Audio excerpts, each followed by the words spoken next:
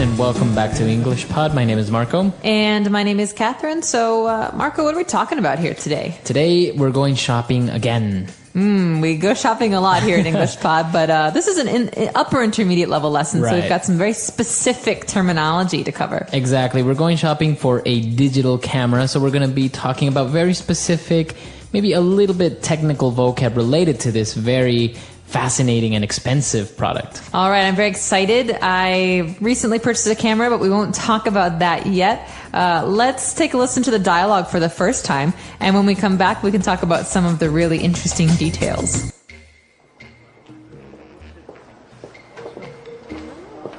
Hello, ma'am. Can I help you find something? Yes, actually. I'm looking to buy a camera. We've got a wide selection. Do you know if you'd like a point and shoot or something a little fancier? Are you shopping for yourself or for someone else? Actually, I'm buying a camera for my husband. Ah, well then I'd recommend a nice entry-level digital SLR. Yeah? Can I take a look at the SLRs you carry? Sure thing, follow me. This here is the Canon EOS. Yeah, it's okay, but I'm looking for something that performs better in low light, has a better display panel, and longer battery life. Oh, the Nikon D60 is a nice option? Yeah, but what kit lens does this camera come with? I don't want some bulky telephoto lens. Well, this one has the, Looks to me like an 18 to 55mm lens. Pretty standard. That'll do. Not like my husband will be stalking celebrities or anything. So, can I interest you in any accessories? Do you carry polarizing filters? Polarizing filters? We should. I'm sorry, ma'am. Looks like we're sold out. No, you're not. There are some right here. Oh, well, would you look at that? Polarizing. Like I said, but there are some very important words that anyone who wants to buy a camera should know before they go into the store. And these are common across the board. So let's take a look at these in today's language takeaway. Language takeaway. All right, so in language takeaway today, we have our first difference. Now, it's very important to know the difference between point-and-shoot camera and the digital SLR. Okay, so digital, everyone knows digital now, right? That's the kind of photography we have. You don't use film, okay? It uses a memory card to record digital images. But point and shoot are those little cameras where you just click and it takes a picture. There's no lens, there's no additional lens, there's no special add-ons. It's a small rectangle and you just take normal pictures. And that's the kind of camera that like my mom uses. Like, and that, like everyone usually I have it in my those. purse and whatever. It's just easy to use. But the digital SLR is a kind of camera that's like the old SLR where you have an attachment of you have a body and you have a lens and they're just much fancier and you have to do a lot more on your own to make a nice picture. Now, SLR, that's an acronym. Do you know what it stands for? So an SLR is a single lens reflex camera. And that means that there's a lot more you have to do as the photographer to make sure that the picture comes out well. Right, so it's really interesting because you can actually play with the lens, like the focus and, how much light you want to allow it to go in. And there's a lot of really, sometimes a little bit difficult things that not many people understand. Exactly. And so I think that's why it's good to do some research before you buy one because there's so many differences across the different cameras. Okay, now both on digital SLRs and on point-and-shoot cameras, you have something that's called a display panel. That's right. So a display panel is usually covered in plastic, and it's the area that tells you how many pictures you've taken, how many pictures you can take, if the flash is on, if you're doing an automatic setting. So it's like the little computer monitor that tells you what's going on with the camera. Usually after you take a picture, you can also see how it came out, right, in that moment. Exactly. And so a lot of times with these fancy cameras, you want to know how big the display panel is and how good the quality is in the display panel. Because obviously if you take a picture and it shows up bad in the display panel, you want to take a new one. But what if it's the display panel that's broken? Right. Okay, very good. And that's actually one of the great advantages of digital cameras, that you can actually see how your picture looks like. Exactly. In that moment. Instant gratification. Nice. All right, now when she was looking to buy this digital SLR, she mentioned something about a kit lens. Okay, this is fancy camera terminology, right? Because if you buy a point and shoot, there's no lens. It's just the camera. But if you're buying a fancy digital SLR, you can buy the body, which means the machine, but there's no lens. So normally stores will sell cameras with a kit lens. That means they make a kit or they make a combination for you. So it's the body and the lens. Exactly. But if you want, you can buy the body and the lens separate. Maybe you want a really fancy lens. Exactly. So what's the kind of fancy lens we might buy? A telephoto lens. Ooh, so these are the really big lenses for super close-up shots from a distance, right? So you think of maybe professional photographers or photojournalists who have these kind of lenses. They're big and they're bulky and they're not for traveling. Usually you see them in like sporting events, right? They're on the side of the field and they have these big white, they're usually white lenses on their cameras. So you can actually take a very close picture of the action that's far away. Exactly. And it's really good for those kind of things where you have action or where you're trying to get close-ups. And now if one of these accessories that could go well with a telephoto lens or any digital SLR is a polarizing filter. Okay, so a filter is something that takes certain elements out of something else. So we can filter coffee, for example, and it takes the coffee grounds out and leaves the water. But in a camera, a polarizing filter is something we put onto the glass of the lens to change the way that light goes into the lens. Okay. So in this way, you take a picture maybe of a very sunny day and it will look differently if you didn't have this filter. Exactly. And you can also have a UV filter, which does similar things with UV rays in the sunlight. And these are just filters or things you put on the camera, and polarizing means that you're splitting up, right, the kind of light that goes in. Okay.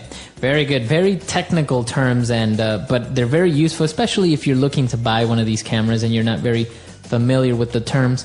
But why don't we move on now to some very interesting phrases that we saw in the dialogue on Fluency Builder. Fluency Builder.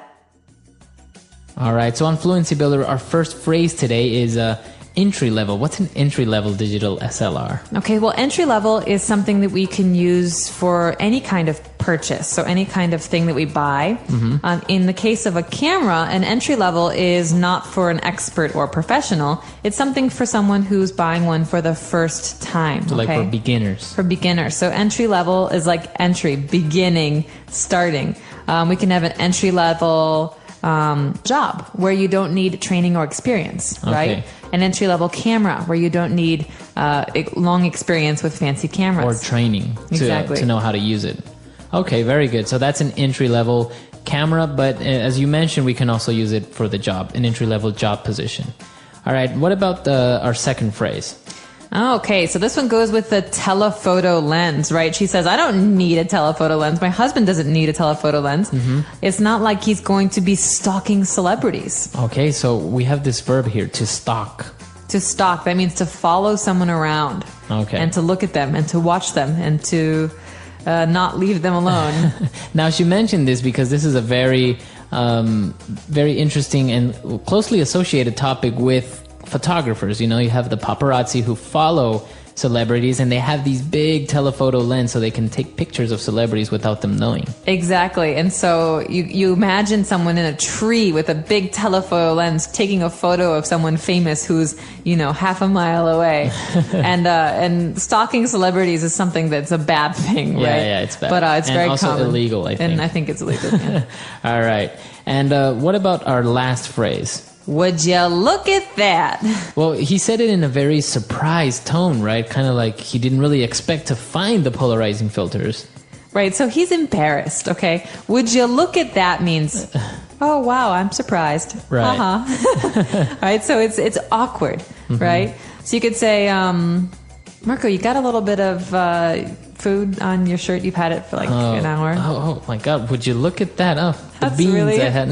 That's really embarrassing. I've got food on my, on my shirt. So this man who works at the store, he's embarrassed because he didn't know something he should know. Okay. And so he says, oh, would you look at that? How funny. I didn't see those. Now we can also maybe use it in a sarcastic tone, right? If I tell somebody, can you bring me my glasses that are on the table? And they're like, I can't find them. They're not here. And then I find them. Would you look at that? Here they are, right? On your head the whole time. That's my mom. Would you look at that? I was wearing my glasses the whole time. All right, very good. So why don't we listen to the dialogue for the last time, and we'll be back to talk about digital SLRs.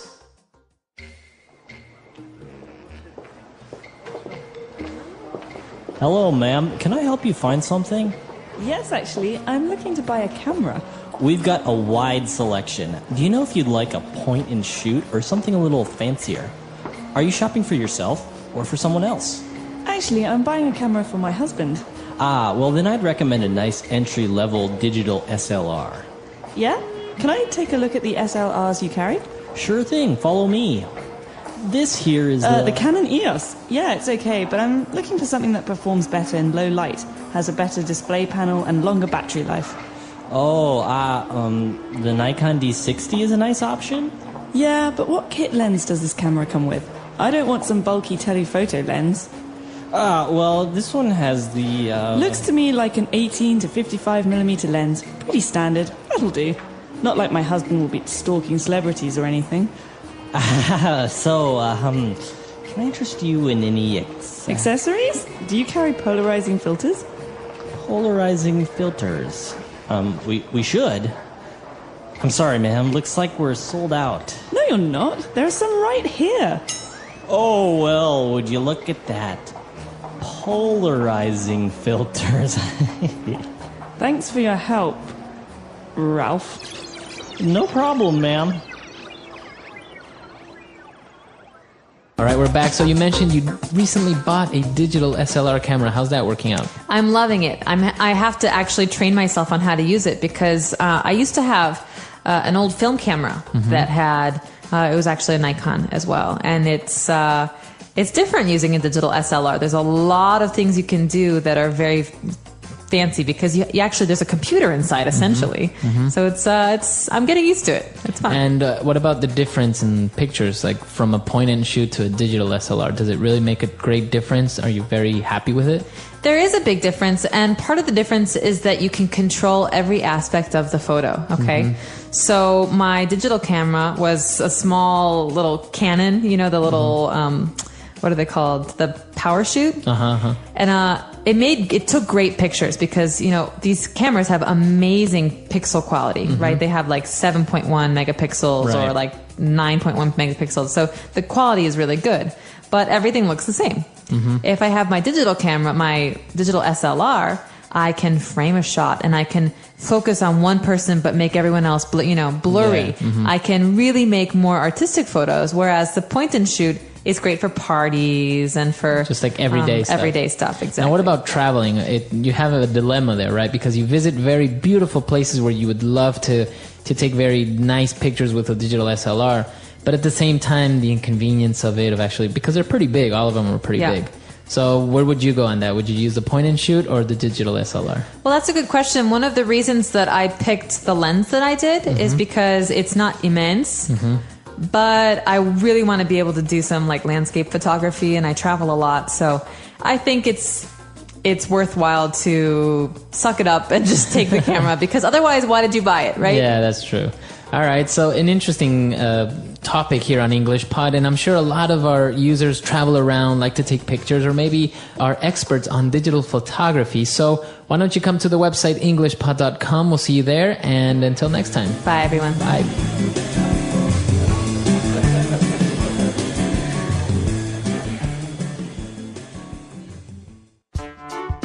The English Pod Audio Review. Listen to the meaning, then say the vocabulary word.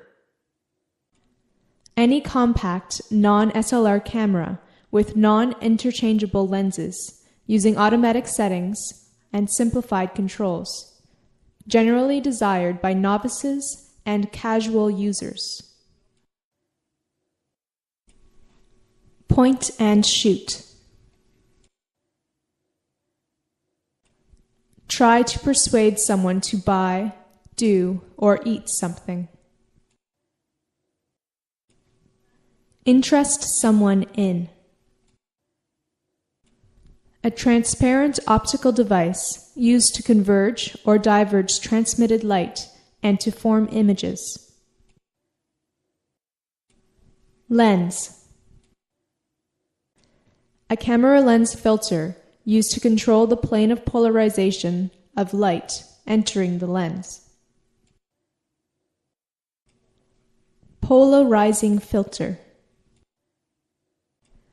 Simple and appropriate to an inexperienced person.